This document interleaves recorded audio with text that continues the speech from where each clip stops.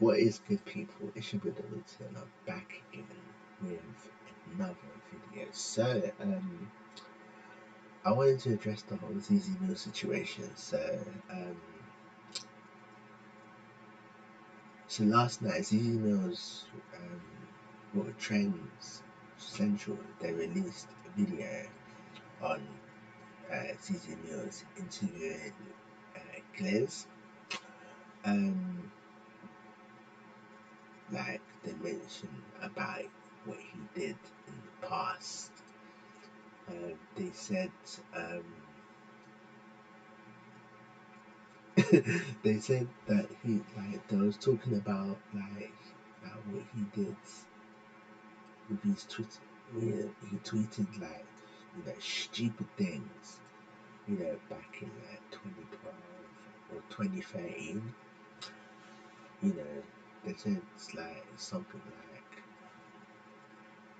that you've literally brought out maybe one, two, a couple songs, freestyles at that, like not actual full length songs, and you already had interest from record labels. So do you understand how frustrating that is to maybe other rappers who are like grafting in the studio, doing whatever, and then you come along and you just basically do you feel like you as a white person have any sort of responsibility to say, do you know what,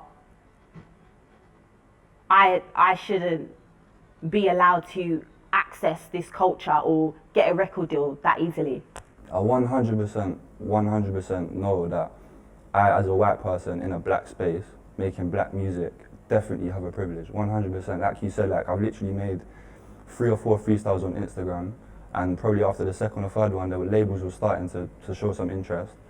But I think you said it just before as well, just before this started, that if I was a black boy and I did that freestyle and I said the exact same thing in the exact same way, it probably, almost definitely, probably wouldn't have gone off the way it did. Absolutely not. And I know, and 100% I know that I have that privilege in a white space, especially how I look. I don't look like how I speak. I don't look like the things that I talk about or rap about. I'm 6'6" with a bunch of white people, a bunch of black people around me in a black space. So it's I think labels probably look at me and think we could push him to the masses quicker than somebody else, and it's something that I recognise 100%. Do you think that you're a sellout? A sellout? Yeah, so if a black person decided to do white music, like folk music or heavy metal, indie, black people would probably call them a sellout. So do you feel like, because you're not sticking to quote unquote white music or rock music or indie music, what we know white people to do, would you class yourself as a sellout then to your culture? No, I don't think so, because I'm true to myself. I just am who I am. The people I'm around are the people I'm around. But you're not black though. Of course not. But like. ZeZe Mills mentions the Twitter situation. So basically, when Glizz was, around 17, 18 years old, he's saying some stupid things, he's saying, let me just read you what he said, because I know it's been old, but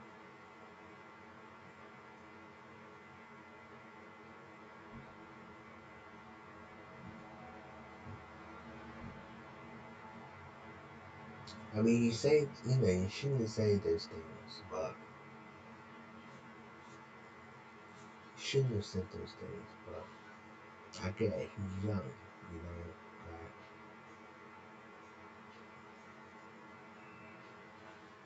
oh, the tweets got deleted, great. Huh? He deleted the tweets. Why delete the tweets? He deleted the tweets, so I don't understand what he's saying.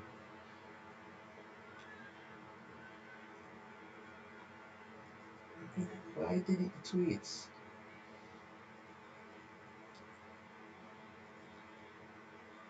what an absolute dickhead, but you don't delete tweets. We're not beautiful.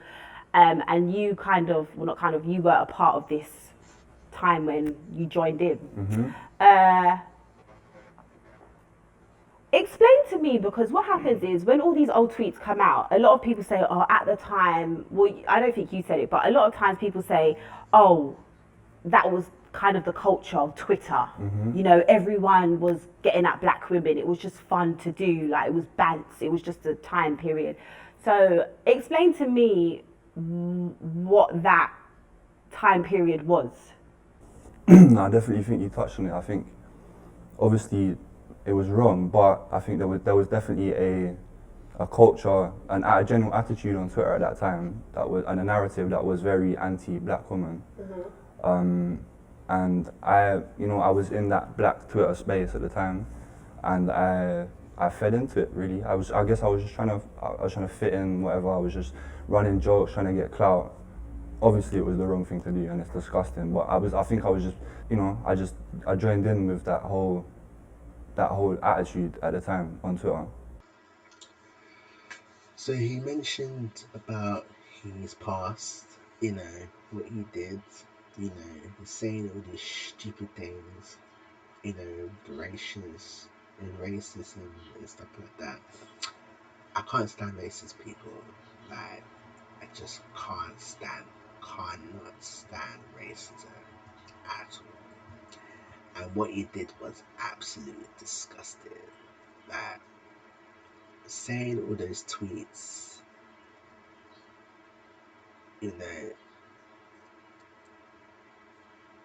it's just absolutely disgusting. I know I say that all the time, but it's the truth. If you know me, you know how much I hate racism. Like, I hate racism so much. Like, it's just barbaric and stupid and nasty, like, say the least. If you there's so many you know, I get it, like, he was 18 at the time, like, I get like he's young, like, simple as that, but like, I bet like the group of people he was with basically were all black, basically, and there's just one thing, yeah, you're not black, yeah, so just get the picture. So I hate when these white people act like they're black, basically, which I find it really annoying and it's really like cringeworthy, so to speak. Just let you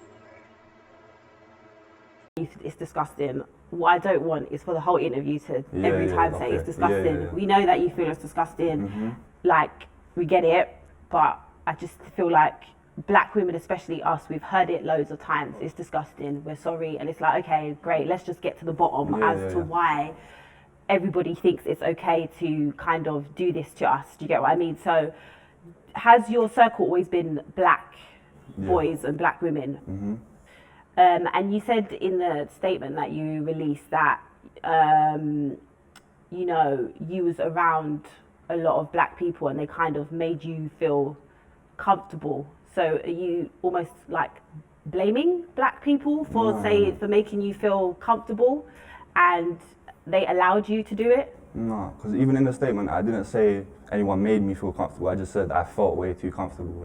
But surely that's to do with your environment, though. Yeah, potentially. But I wouldn't ever blame anyone else for what I had done. What I done was what I done. Nobody held my hand. Nobody made me do it. Definitely, though, I definitely did feel like I was way too comfortable in that space. And I guess because the thing is, I've spoken to all my friends. I've spoken to a lot of people around me about this since it happened. And a lot of people have said the same thing to me, where it's like, we just we didn't see you any different to us. And I think for me as well, I didn't really see myself any different to them. But obviously now, where I'm a bit older and, I've grown up a bit more and I've matured, I obviously understand that my life and, the opportunities, the privilege, whatever I have is obviously very different to my friends and the people around me. See, he mentions like friends, like obviously, like if you have friends that are like, if I were you, I would not of hanging around with those people, mainly because of um, like you know, like I get people like you know, I don't know what I'm saying.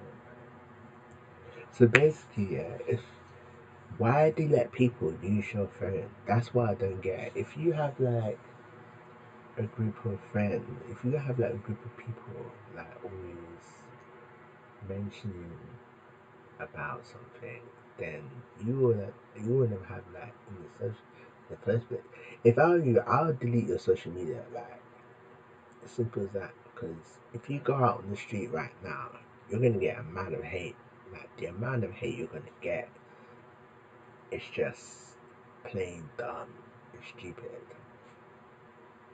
Like in my opinion, like if you're gonna get that amount of hate, then I would delete my social media, especially my Instagram as well.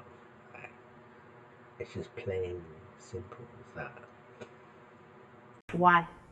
Mm, Because you said you're Dutch, right, and Irish. yeah, yeah, So yeah. why didn't you use some like old time English language, or Um, where your family's from? Why did you yeah. feel the need to use Yoruba?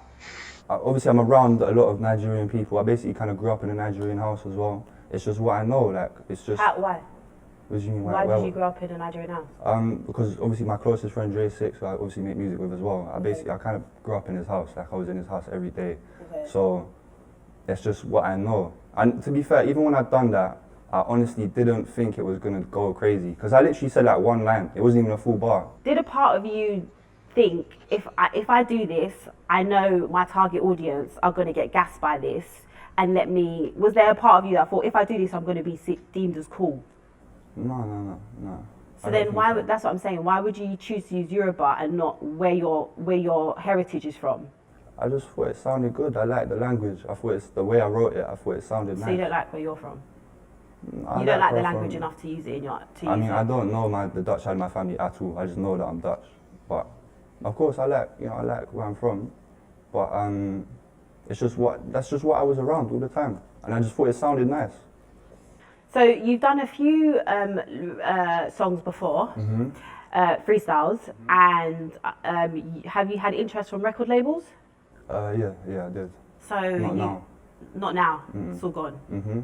Well, they've gone quiet. They've definitely gone quiet on me. Do you, even that in itself, do you understand the... Well, I don't blame the record labels at all because I do not blame the record labels at all for going quiet on you, you absolute mug. Yeah? Listen. Yeah. Listen. Yeah. If you if you're if you're a racist, then obviously they're gonna go quiet on you. Yeah. They're either gonna drop you from your label or not say nothing about you whatsoever. Record labels do not take racism serious. Yeah. They take racism seriously, and we don't have we, they don't tolerate that behavior, especially here in the UK. Yeah, listen, yeah, you're absolute, so you're absolute dickhead, bro. Yeah, you're going around acting like you're all that, you're big, like you're going around showing off to friends, acting like you're hard, this and that. But it's just pathetic. Yeah, absolutely pathetic. To say the least. But just delete social media, like simple as that, because you're gonna end up getting so much hate, bro. So much hate, bro.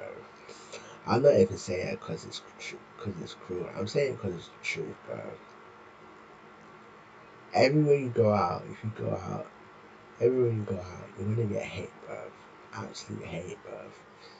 Just, just to say the least, bruv. Because what you're doing right now, I know this is like a couple of years back, but what you did was unacceptable. You crossed the line. You crossed the line, bruv. Absolutely crossed the line. And I don't tolerate that behavior. Literally brought out maybe one, two, a couple songs, freestyles at that, like not actual full length songs.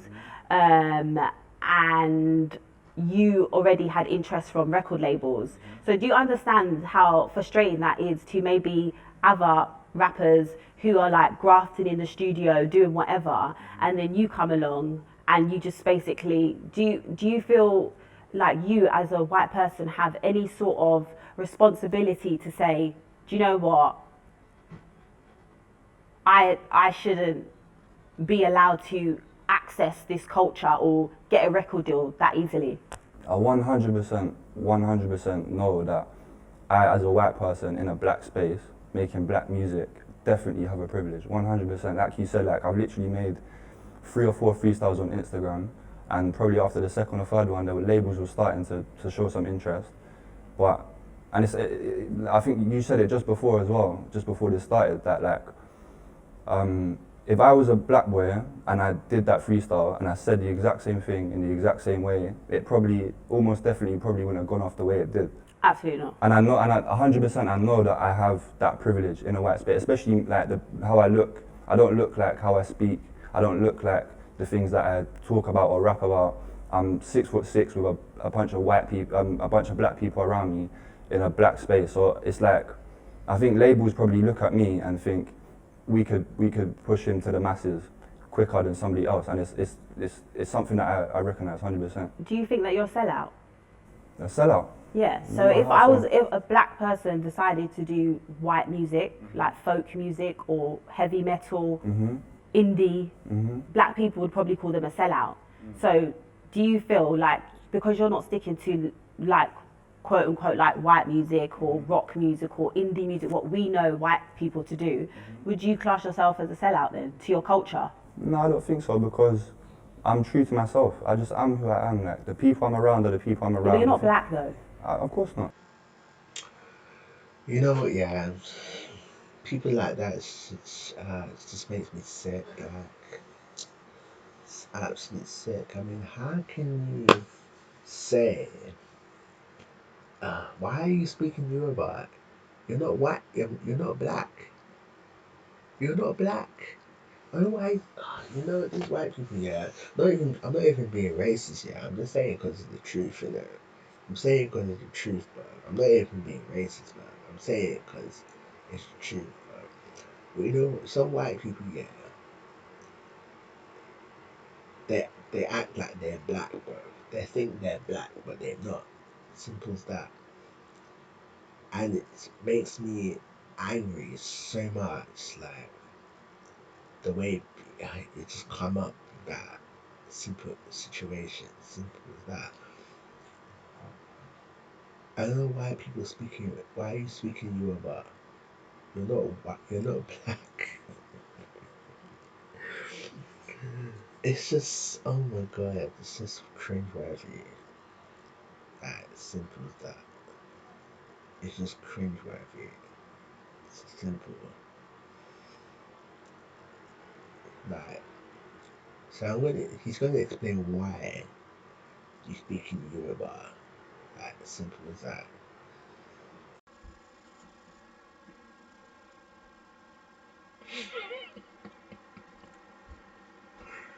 Oh, she said actually facts. Oh, facts, man. Simple as that.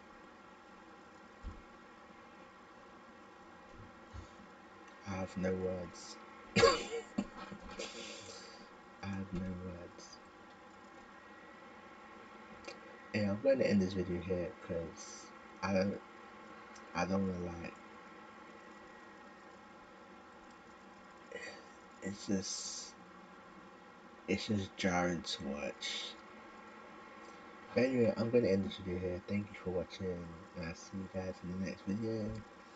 If you're new to the channel, please subscribe, like and share. Comment down below what you think of this stupidness. And I'll see you guys in the next video. I'm out. Peace.